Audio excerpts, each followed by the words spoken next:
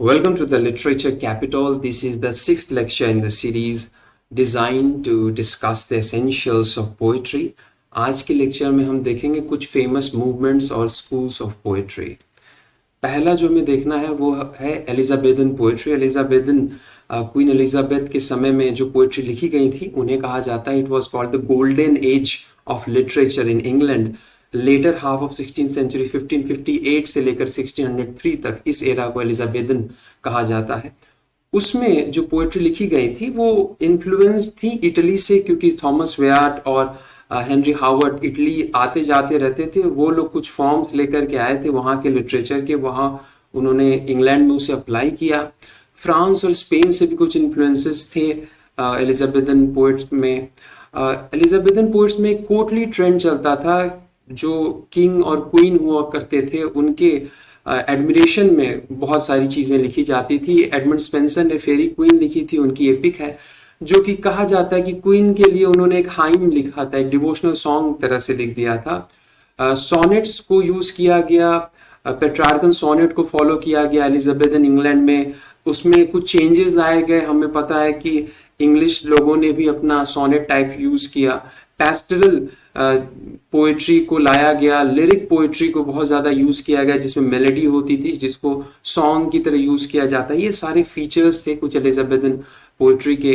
Metres जो लाया गया एलिजाबेथन पोएट्स द्वारा वो क्लासिकल मॉडल्स पर बेस्ड होता था। ब्लैंक वर्ड्स का बहुत ज़्यादा यूज़ हुआ करता था इसमें। आयम्बिक, पेंटामीटर, अनराइम्ड लाइन्स, जैसा आपको याद होगा हमने पिछले वीडियोज़ में डिस्कस किया था। जो कंटेंट होता था एलिजाबेथन पोएट्री का वो होता था पैट्रियटिज्म की बात होती थी, या रेनेसा जस्ट उस समय हुआ था तो रेनेसा के जो एक्सप्लॉइट्स थे उसकी बातें होती थी। ग्रैंड रोमांस की बात होती थी, बढ़ा चढ़ा कर रोमांस को दिखाया जाता था। जो एडमिरेशन होता था बिलवेड के लिए वो खासा एग्जैजरेटेड होता था। एक्सपेरिमेंटेशन बहुत ज़्यादा किया था एलिजाबेथन पोएट्स ने, नए नए फॉर्म्स को यूज़ किया था, नया नए कंटेंट को टच किया था जो इससे पहले नहीं हो पाया था। फ्री स्पीच की बातें होती थी उनके पोएट्री में। ह्यूमनिज्म, इमोशनल साइड की बातें होती थी, सेंटिमेंटल चीज़ों की बातें होती थी एलिजाबेथन पोएट्री में। स्वीटनेस थी उनके राइटिंग्स में, मेलोडी, लिरिसिज्म एक था उनकी राइटिंग में। और मेटाफर्स का जो यूज़ करते थे वो एग्जॉर्बिटेंट थे और बढ़ा चढ़ा करके यूज़ करते थे। जो फेमस एग्जाम्पल हमारे पास हैं वो है विलियम शेक्सपियर। उन्होंने सोनेट्स लिखे थे और दो उनकी फेमस पोएट्री हैं। एडमंड स्पेंसर ने कुछ लिखा था। फिलिप सिडनी ने क्रिटिसिज्म भी किया था और उन्होंने पोएट्री भी की थी। एस्ट्रोफेल एंड स्टेला उनकी फेमस कलेक्शन है। थॉमस वेयार्ट वो इटली से जो पेट्रार्क थे, पेट्रार्क को उन्होंने ट्रांसलेट किया था। हेनरी हावर्ड, अर्ल ऑफ सरे, इन्होंने भी बहुत सारा कंट्रीब्यूशन दिया करके। थॉमस सैकविल, ये कुछ नाम है जो बहुत फेमस है एलिजाबेथन पोएट्री के। दूसरा जो हम देखते हैं और खासा इंपॉर्टेंट है वो है मेटाफिजिकल पोएट्री। मेटाफिजिकल का मतलब होता है बियॉन्ड फिजिकल रियल्म। एक तरह का कंटेम्प्ट वाला शब्द था। ऐसा माना जाता था कि मेटाफिजिकल जो थे वो नेचुरल थॉट और स्टाइल में नहीं लिखते थे। उनका स्टाइल बहुत अलग था, सब चीज को ट्रांसेंड कर जाता था, वो डेविएट कर जाता था नेचुरल चीजों से, इसलिए उसे मेटाफिजिकल कहा गया, बियॉन्ड फिजिकलिटी। और मेटाफिजिक्स ये वर्ड सबसे पहले डॉक्टर जॉनसन ने यूज किया था डन के लिए, जब उन्होंने कहा था he affects metaphysics. Novel thought and expression, बहुत नए थॉट और नए तरह के एक्सप्रेशन को यूज किया गया मेटाफिजिकल पोएट्री में।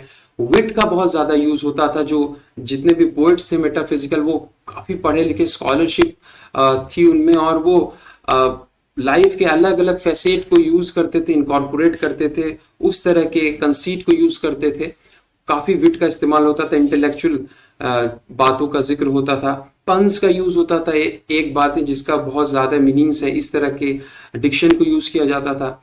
Intellectual passion and passionate intellectuality, metaphysical poetry की सबसे अच्छी बात है कि वो एक बैलेंस स्थापित करती थी पैशन और इंटेलेक्चुअलिटी में। हेड और हार्ट के बीच में एक बैलेंस हुआ करता था। जो बातें होती थी वो स्पिरिट की बातें होती थी, हाई स्पिरिट चीजों की बातें होती थी, लेकिन उनका जो कंपैरिजन किया जाता था वो आम दिनचर्या की चीजों से किया जाता था। तो हेड और हार्ट दोनों में एक बैलेंस होता था।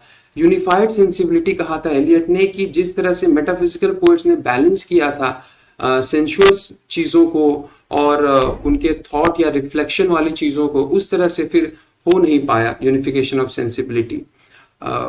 फार फेचेड इमेजेस का यूज किया जाता, हमें पता है कि मेटाफिजिकल कंसीट यूज किया जाता था, जिसमें दो बिल्कुल अलग एरियाज के एक्सपीरियंस को ज्वाइन किया जाता था।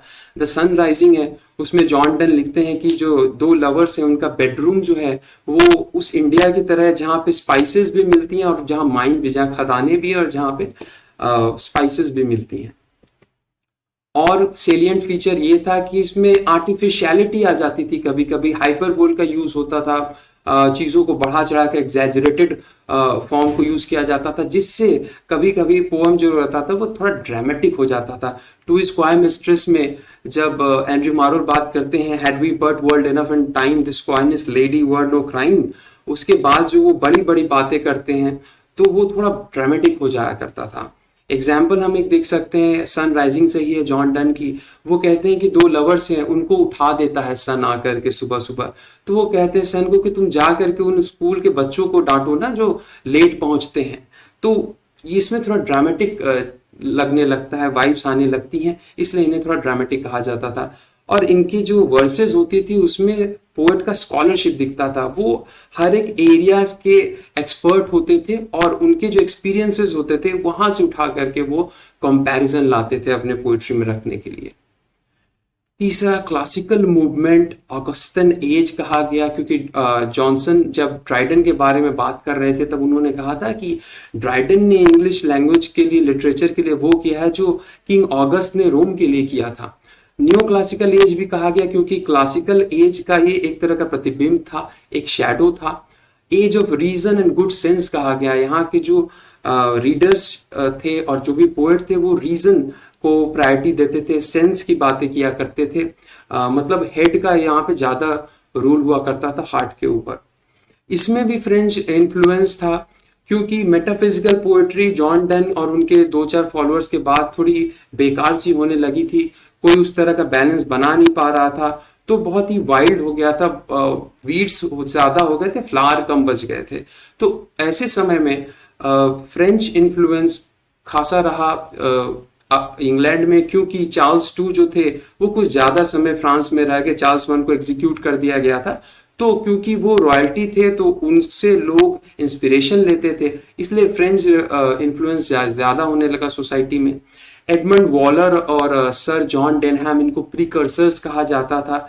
इन्होंने ही क्लासिकल्स को कॉपी करना शुरू किया, क्लासिकल फॉर्म्स को वो लाना शुरू किया।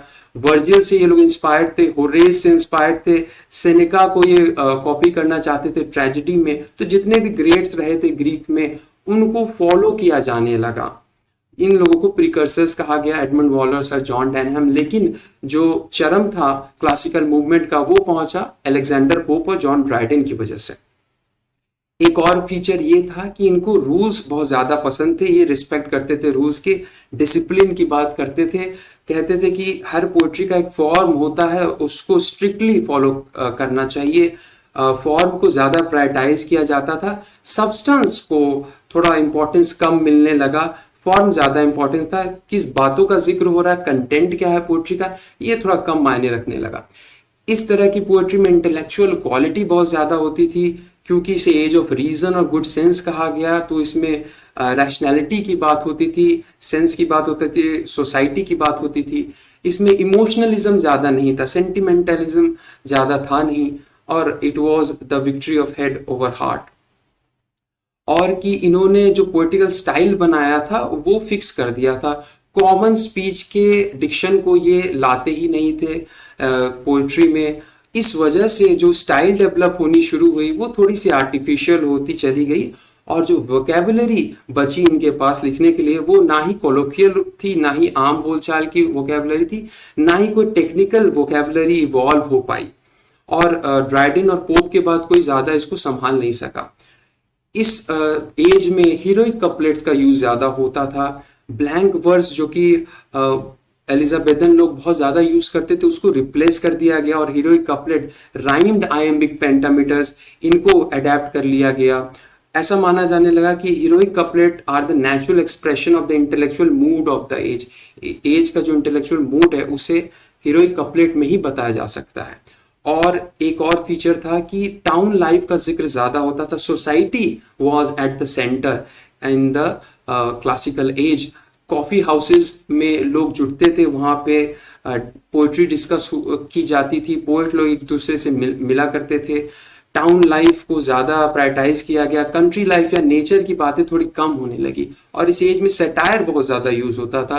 ड्राइडन ने मैकफ्लेक्नो लिखा था, पोप ने बहुत ज़्यादा सटायर लिखे हैं, और इन दोनों ने सटायर में बहुत ज़्यादा कंट्रीब्यूशन किया है। तो ये new classical as. Romantic revival ये भी बहुत इम्पॉर्टेंट टर्न ऑफ इवेंट्स था, जबकि लोगों को ऐसा लगने लगा कि क्लासिकल एज अब बहुत ज़्यादा होने लगा, तब उन्होंने रिबेल कर दिया ट्रेडिशन के खिलाफ, अथॉरिटी के खिलाफ, कन्वेंशन के खिलाफ, और उनको ऐसा लगने लगा कि अब जो पोइट्री लिखी जानी चाहिए उसमें इंस्टिंक्ट की बातें होनी चाहिए, उसमें सेंटिमेंट की बातें होनी चाहिए, उसमें सोसाइटी की बात ना होकर के इंडिविजुअल की बात होनी चाहिए। Man should be at the centre. और इनका जो इंस्पिरेशन आ रहा था वो आ रहा था फ्रेंच रेवोल्यूशन से। रूसो बहुत बड़े फिलोसोफर थे, उन्होंने कहा था बैक टू नेचर, या उन्होंने इंडिविजुअलिटी की बात की थी, सब्जेक्टिविटी की बात की थी। Emotion of individual, private emotion जो है इंडिविजुअल के, वो मायने रखने लगे। तो इस तरह से एक नई तरह की पोएट्री शुरू हुई, और इस रोमांटिक एज में जो पोएट आए उन्होंने स्पेंसर, मिल्टन और शेक्सपियर से बहुत कुछ लिया, उनसे ये लोग इंस्पायर्ड थे। इसमें रिटर्न टू नेचर और सिंपल लाइफ की बात होती थी। वर्ड्सवर्थ कहते हैं कि जो लैंग्वेज होती है पोएट्री की, it should be men talking to men, और लैंग्वेज बहुत सिंपल होना चाहिए, आम बोलचाल और conversation language.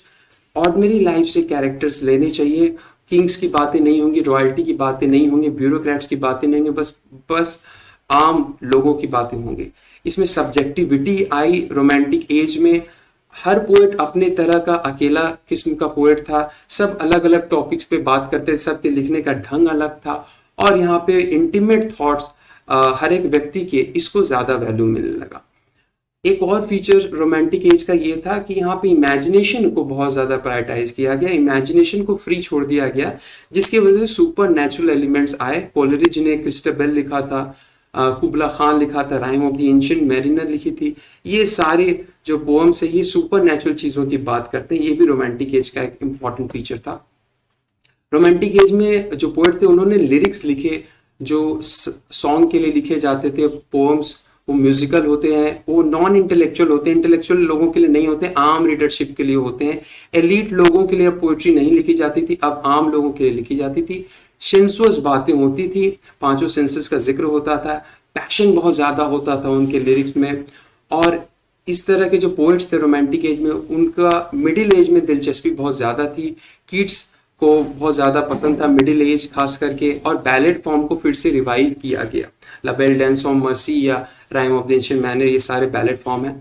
Thomas Gray, Collins और ब्लेक, इनको प्रीकर्सर माना जाता है रोमांटिक एज का, लेकिन ये फॉर्मली स्टार्ट होती है 1798 से, जब विलियम वर्ड्सवर्थ और सैमुअल टेलर कोलरिज ने मिल करके लिरिकल बैलेड्स लिखा था। तो आज के लिए इतना ही, कुछ और स्कूल्स और मूवमेंट्स ऑफ पोएट्री हम अगले वीडियोस में देखेंगे। Thank you so much.